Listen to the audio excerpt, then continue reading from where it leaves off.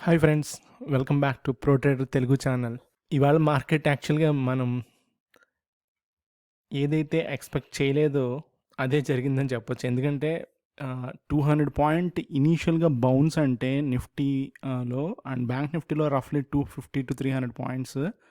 So market ఎంత దారుణమైన push ఇచ్చిందనేది మనం ఆలోచించుకోవచ్చు. సో ఫ్రైడే క్లోజింగ్లో చాలామంది డెలివరీ తీసుకున్నారు, అంటే ఎస్పెషల్లీ ఎఫ్ఐఎస్ అని చెప్పొచ్చు. ఓకే, అండ్ ఇవాళ డేటా ఒకసారి మనం చూస్తే ఇద్దరు కొన్నారు, చూసారా మీరు? రఫ్లీ ఒక 1070 crores దాకా 80 crores దాకా కొన్నారు. సో నో సెల్లింగ్ ఇవాళ యాక్చువల్గా. సో ఇది ట్రాపా, రీటైల్ ఇన్వెస్టర్స్కి ఒక పెద్ద ట్రాపా, లేదా ఇది కంటిన్యూ చేస్తారా ఇద్దరు కలిసి ఎఫ్ఐఎస్ డిఏఎస్ అనేది ఒక పెద్ద క్వశ్చన్ మార్క్. ఎందుకంటే నేను ఇప్పుడు యుఎస్ డేటా కూడా చూశాను జస్ట్ ఇప్పుడే. మనకి నాస్డాక్ కానీ, డౌ జోన్స్ కానీ, S&P 500 కానీ వీక్గా ఉన్నాయి యాక్చువల్గా మీరు చూస్తే. ఓకే, సో అండ్ యూరోపియన్ మార్కెట్లో కూడా అంత పుష్ లేదు. ఓకే, ఈవెన్ యూకే ఎక్స్చేంజ్ కూడా అంతే స్పెసిఫిక్గా. సో ఎలా చూసినా సరే మనకి ఓన్లీ ఇండియా ఒక్కటే పెర్ఫామ్ చేస్తుంది. చైనా అయితే చాలా వీక్గా ఉంది, మార్కెట్ చాలా చాలా వీక్గా ఉంది. బట్ ఇప్పటికప్పుడు మన ఇండియాలో అయితే క్రాష్ అసలు ఇంపాసిబుల్ రావడానికి. ఎందుకంటే ఏదైనా స్కామ్ జరగాలి, ఆ స్కామ్ మనకి జరగాలి అంటే మనకి అట్లీస్ట్ 1-2 days బిఫోర్ అన్నా కనీసం మనకి మార్కెట్లో ఒక ట్రిగ్గర్ అనేది వస్తుంది. సో ఆ ట్రిగ్గర్ ఇంకా లేదు ప్రస్తుతానికైతే. బట్ నాకు ఇవాళ డేటా చూసిన తర్వాత ఈ డేటా 860 crores 228 crores, అలాగే నేను లాస్ట్ వీక్ క్లోజింగ్ క్యాండిల్ ఏదైతే ఉందో వీక్లీ క్యాండిల్ చూసినప్పుడు నాకు నెక్స్ట్ 2 daysలో ఏదన్నా సెల్లింగ్ అనేది ఏదన్నా స్టార్ట్ అవుతుందా అంటే, నాది 16,500 మనం టార్గెట్ అనుకున్నాం కదా మనం. సో ఇప్పుడు ఒకసారి మనం నిఫ్టీ, బ్యాంక్ నిఫ్టీ లెవెల్స్ చూద్దాం. అలాగే ఒకసారి నాకు వచ్చిన డౌట్ని కూడా నేను మీకు షేర్ చేస్తాను. ఇక్కడ మనం కనుక ఈ క్యాండిల్స్ని చూసినా, ఎలాగ మనం ఫండమెంటల్స్ గురించి మాట్లాడుకోకపోయినా అనవసరం. ఎందుకంటే మనకి ఆ ప్రైస్ మన ముందు కళ్ళ ముందు కనపడేది price. Okay, so data is nothing but price. So అక్కడ ఏం జరుగుతుందో అది మనకి కంప్లీట్గా ఇక్కడ రిఫ్లెక్ట్ అయిపోతుంది. ఓకే, అండ్ మోర్ ఓవర్ మనకి డేటాని ఎప్పటికప్పుడు చూసుకుంటా మనం ట్రేడ్ చేయాలన్నా, ఇన్వెస్ట్ చేయాలన్నా కూడా ఇంపాసిబుల్. ఓన్లీ అది లాంగ్ టర్మ్ ఇన్వెస్టర్స్ ఎవరైతే 3 to 5 years లేదా అబోవ్ 5 years మనం అలా మనీ పెట్టేసి వదిలేద్దాం, కిందకు వచ్చినా కొందాం అనుకునే వాళ్ళు ఒక్కళ్ళే బ్యాలెన్స్ షీట్లు, లేకపోతే net profits, sales, what not everything పట్టించుకోవాలి తప్ప ట్రేడింగ్ రిలేటెడ్ వాళ్ళు అసలు మనము ఫండమెంటల్స్ జోలికి వెళ్ళడం కూడా నా దృష్టిలో పర్సనల్గా, నా ఎక్స్పీరియన్స్లో లాస్ట్ 4.5 years ఎక్స్పీరియన్స్లో నేను చూసింది అయితే వేస్ట్ అనమాట. అంటే మనము ప్రైస్ని ఫాలో అవడం అనేది చాలా చాలా ఇంపార్టెంట్ అని చెప్తున్నాను. అది యాక్చువల్గా ఉంటే ఎసెట్టే అవుతుంది. ఆబ్వియస్గా ఫండమెంటల్స్ ఉంటే మనకి ఎసెట్ అవుతుంది. సో ఇప్పుడు మన బ్యాక్ టు మన పాయింట్కి వస్తే, మీరు ఇక్కడ చూస్తే నేను ఇదిగోండి ఈ పోర్షన్ ఏదైతే ఉందో కరెక్షన్ అయ్యింది. ఓకే, ఇప్పుడు ఈవేళ క్యాండిల్ ఏమైంది, మార్నింగ్ మీకు 60 minutes క్యాండిల్లో మనం ఒకసారి ఇది ఆర్లీ టైం ఫ్రేమ్లోకి వెళ్దాం మనం. ఓకే, సో ఆర్లీ టైం ఫ్రేమ్లోకి వెళ్ళినప్పుడు మీరు కనుక చూస్తే అక్టోబర్ కాంట్రాక్ట్ ఇదిగోండి ఫ్రెండ్స్. ఓకే, సో నా డౌట్ అల్లా ఇక్కడే, వీడు రేపు మార్నింగ్ ఏమన్నా ఈ ఏరియాకి రావడం జరుగుతుందా అంటే ఇంకొక 200-250 points అంటే నెక్స్ట్ 2 daysలో, Tuesday, Wednesday. So weekly options expiry ఎప్పుడు? Coming Thursday. ఎవ్రీ థర్స్డే ఉంటుంది కదా, every week Thursday weekly options expiry. So ఈ లోపల మార్కెట్ అక్కడికి తీసుకొచ్చి అక్కడి నుంచి ఎక్కడంటే 18,000 లేదా 18,050. సో జస్ట్ ఇక్కడ మనకి ఏదైతే ఉందో ఇవ్వండి. ఓకే, నేను ఈ క్యాండిల్ 50% తీసుకుంటాను, ఎందుకంటే ఈ లాజిక్ ఎప్పుడు కూడా వర్కౌట్ అవుతుంది కాబట్టి నేను జస్ట్ లైక్ అలా తీసుకుంటున్నా. సో ఆ 18,000 ఫైనల్ టార్గెట్, అది కనుక ఆక్యుపై చేసేస్తే, అది కూడా టార్గెట్ కనుక రీచ్ అయిపోతే, ప్రైస్ కనుక అది కూడా ఓవర్కమ్ అయితే, బ్రేక్అవుట్ అయితే మట్టుకి next 20,000 what ever it might be, నేను గెస్ చేయలేను కానీ పైకి మళ్ళీ ట్రెండ్ అనేది మొదలవుతుంది.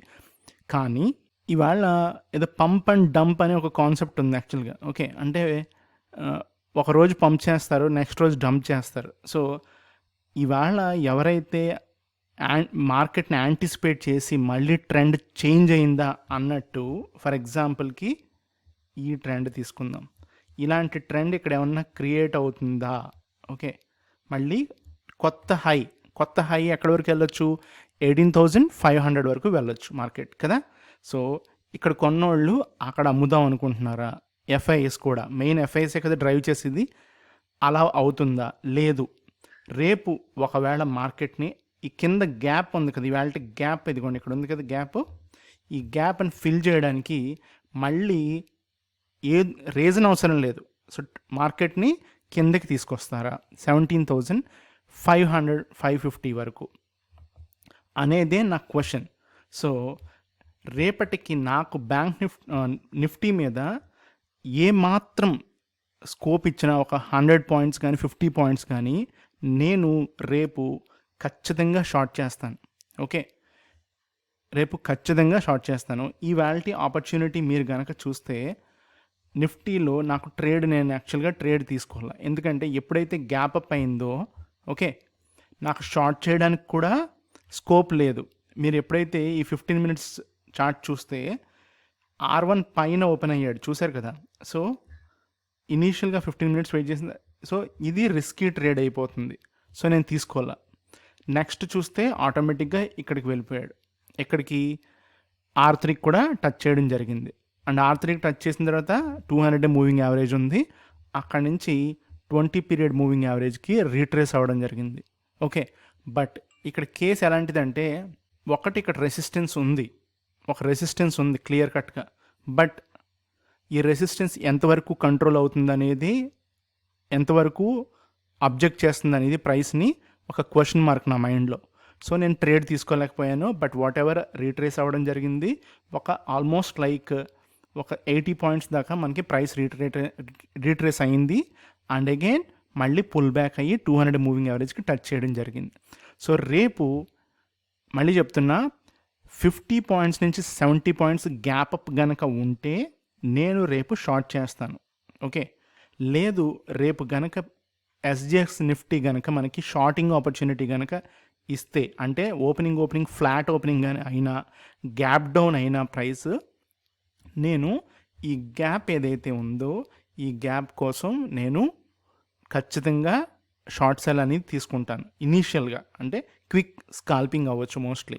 సో అది నేను మీకు రేపు షేర్ చేస్తాను వీడియోలో. అండ్ రేపటి వ్యూ ఏంటంటే నాది ఎనీథింగ్ అబౌవ్ దిస్ ఇంట్రాడే వరకు మట్టుకి బై కాల్ తీసుకోండి. బట్ నెక్స్ట్ రిస్క్ అనేది, ఇమీడియట్ రిస్క్ అనేది అక్కడే ఒక 50 పాయింట్స్ తర్వాతే ఉంది, గుర్తుపెట్టుకోండి. సో 17,790 780 వరకు కూడా నో ప్రాబ్లం.